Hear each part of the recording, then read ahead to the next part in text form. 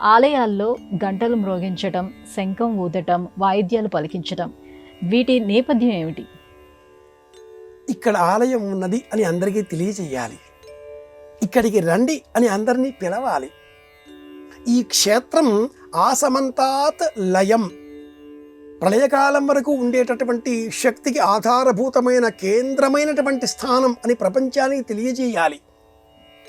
ఇక్కడ ఆ స్వామికి సంబంధించి ఒక ఉపచారం నిర్వహింపబడుతున్నది అన్న జ్ఞానం కూడా అందించాలి. ఆగమార్థం తు దేవానాం గమనార్థం తు రక్షసాం కురు ఘంటారవం తత్ర దేవత ఆహ్వానలాంఛనం. దేవతను ఆహ్వానించే సమయంలో లాంఛనప్రాయంగా ఘంటానాదం చేస్తారు.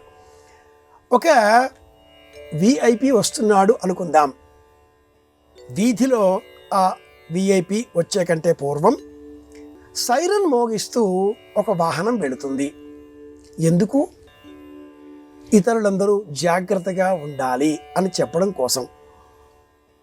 అలాగే ఆలయంలో కూడా ఊరేగింపు, స్వామివారి యొక్క సేవ, తిరుమాడ వీధులలో విజయం చేసే విధంగా స్వామివారు వస్తున్నారోహో బరాబరులు చేస్తూ ముందుగా దివిటీలు వెలిగించి జయ ధ్వానాలు చేస్తూ కరతాళ ధ్వనులు చేస్తూ శంఖము నాదము ధ్వనులు చేస్తూ పరమేశ్వరుడే వచ్చేస్తున్నాడు అని చెప్పడంతో అందరం లేచి నిలుచుంటాం.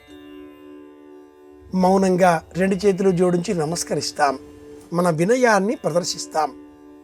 భౌతికంగా ఒక పదవిలో ఉండేటటువంటి అత్యాధునికంగా కొద్ది కాలమే పదవిలో ఉండే వ్యక్తులకు కూడా మనం ఈ లాంఛనాలు చూస్తున్నప్పుడు దేవదేవుడు పరమేశ్వరుడు కాబట్టి ఆలయంలో ఘంటానాదం, శంఖనాదం ఎంత అవసరం.